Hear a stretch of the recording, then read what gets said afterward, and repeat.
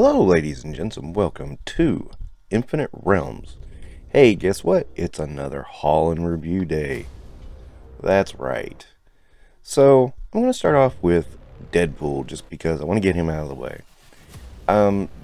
Here's another one, I think he has two iconic looks. One is his red, and the other is his X-Force. And I had an X-Force version that I sold off way back in the dark times.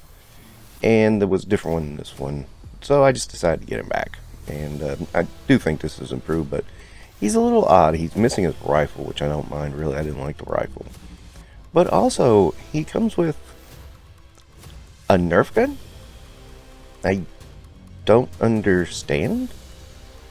But then again, it's Deadpool, so if anybody can pull off a Nerf gun, I guess it's going to be Deadpool. Now, overall, I do like the figure. It's very different from the red retro carded version. I do prefer that mold much better. I don't know why they didn't just reuse it, but they didn't. And for whatever reason, they decided to make X-Force Wolverine a lot darker than X-Force Deadpool, which I'm not really okay with. I didn't know that until I had him in hand. So even as X-Force, they don't match up, which has been something that has happened before in a Marvel Universe line. And now here it is in Marvel Legends, so I'm really confused by that. I've never really understood it. That why you would want to have two different colors of your X-Force. I thought you would want to make them match, or at least mostly match. So yeah, it's a little disheartening. My solution is going to be just simply do not display these two together. I do prefer the retro carded Deadpool. I mean, that's just awesome. He's just perfect, great, wonderful. The X-Force Deadpool is kind of a letdown for me. I really don't get the Nerf gun. It's just, in a way, I think it's being goofy Deadpool. I mean, I know it's not a Nerf gun, but I don't get the coloration of it or anything. I just don't understand any of it. So that's why I'm calling it a Nerf gun. It looks like a Nerf gun. But it's not a terrible figure, don't get me wrong.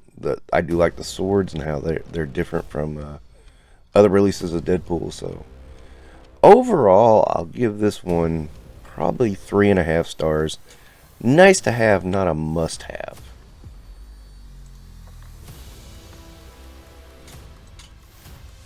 So I will have to say that's probably the worst one of my week. But one of the big surprises of my week was Ric Flair. Woo! The Nature Boy! Now, the Jeff Hardy I bought a couple of weeks ago in my Walmart, guess what? They restocked, and guess who was there? Ric Flair. Now, this isn't quite Ric Flair as a lot of people would think of. This is right towards the end of his run in WCW. Now, you can tell by the Four Horsemen shirt, the style of it. And, I first saw it and I was like, oh, an actual t-shirt. Wow, that's cool. And to my surprise, it's easily removable. There's a Velcro snap in the back. You just easily remove it. Not a problem. So, I saw Ric Flair at minimum of 5 times that I can remember. I saw him a lot because he used to tour around in the South when I was a teenager. I know I saw him fight Ronnie Garvin. I know I saw him fight Dusty Rhodes to a standstill. It was a draw.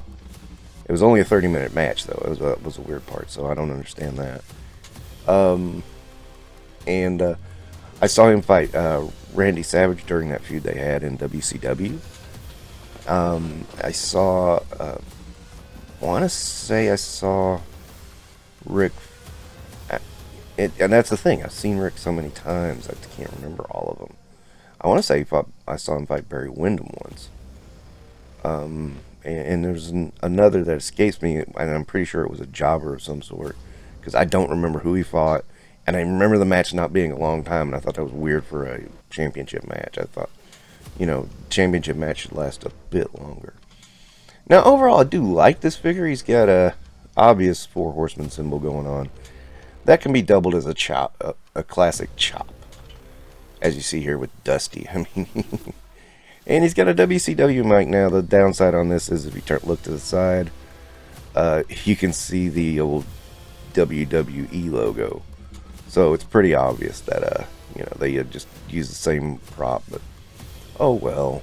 Anyway, as it turned out, I found my old NWO Wolfpack Macho Man from the Toy Biz line, and I just decided to do a comparison with them. Obviously, these two lines do not mix, but it was a good find. If you're wondering why Macho is so dirty, he actually survived a house fire.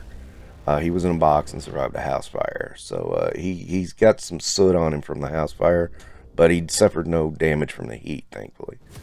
But I keep him around. I lost my other Toy Biz. My other Toy Biz wrestling figures. I had, the entire NWO, Nash, Hall, Hogan. I had Goldberg and a whole bunch of others. But yeah, but I thought it would be funny to do a comparison of those two. Here I've got Flair beside a Reed Richards. Who knew Flair was so tall, right? So I had to make Flair look short. So I decided to put. Later, I decided to compare him to Ulrich, who was there. But, yeah, Flair looks a bit tall. I'm not sure if that's purposeful or not. We'll just have to wait and see. Up next is the Common Man, the American Dream, Dusty Rhodes. And I saw Dusty quite a bit when I was a youngster. I'm going to say minimum 3 times. I know I saw him fight Macho Man at a house show. I was just really happy to ever be able to see that. That was in WWF during his polka dot time. I know I saw him fight Ric Flair, of course, and I'm pretty sure I saw him fight. I want to say it was Ivan Koloff after Nikita and him split, and Nikita went kind of with the good guys. I'm pretty sure that's who it was. Not 100% because again, you watch so much wrestling, it kind of blends in. But now this figure though, I'm just gonna say they say real effects on the side, but man, that don't look like Dusty to me. I mean, kind of looks like Lou Costello, honestly. That's a little disappointing because I don't understand that because Dusty, yeah, I don't know. Anyway, what was fun about Dusty Rhodes was he was a lot more athletic than a fat man should be. He could do drop kicks. I once saw him jump off the top rope. Oh, I saw him fight Barry Windham. That's right. I thought about that match I had at Starrcade when Dusty jumped off the top rope and freaked Barry Windham out. He did not do that move on the match I saw, but I did see him fight Barry Windham. I knew there was another one somewhere, and I just interrupted my own thought. So I'm gonna go on. The face likeness is not that great, so I'm gonna have to get unlike with Flair, kind of looks like he did at that time. So with Flair, I'm gonna go 4.5 stars again, based on that version of Flair. And I plan to get another version of Flair that's a little more of the style and profile and version. With Dusty though, I gotta go about 3.5. I'm a little disappointed with Dusty. So next up is Luke Skywalker in his X-Wing gear. Happy to get this figure. As I said with the ceremonial look, I was planning on getting this look anyway. I've not checked to see if I can swap the heads out. It looks like I might not be able to because they are a different size, which is a little weird. But hey, this is a much better figure, much better head sculpt. It's not great head sculpt. It doesn't look a whole lot like Mark Hamill, but it looks a whole lot more like Mark Hamill than that ugly ceremonial one. So that's good at least, and he has a lightsaber, so that's good too. So those two things make me feel really much better about this figure. Overall, I like this figure. He's going to look great in my display, so I want to begrudgingly give him 4 stars, just because it's such an improvement over that ceremonial figure. Oh my god! And there's nothing. The only thing wrong with that is that face sculpt. It's just the face sculpt. That's it. The rest of the figure looks great. it's that face sculpt. But at least this face sculpt looks a little better. And here's Luke beside of Ugly Luke and Harrison Ford, aka Indiana Jones. I'm joking, that's Han Solo, of course. And so to wrap it up, a dream come true, a figure I've wanted for so long. Thor, the 80th anniversary. Now, there's a bit of a story behind this. Got talking on I was on a group and saw this on guy's list. We talked, made a trade. Almost instantly, this was really weird. This guy messaged me and said, "Hey, don't deal with him. He deals with bootlegs." What are you talking about? And it got me real nervous. Then the guy told me, "Oh, I'm sorry, it's going to take me a couple of weeks to send this off to you." So then I got really nervous.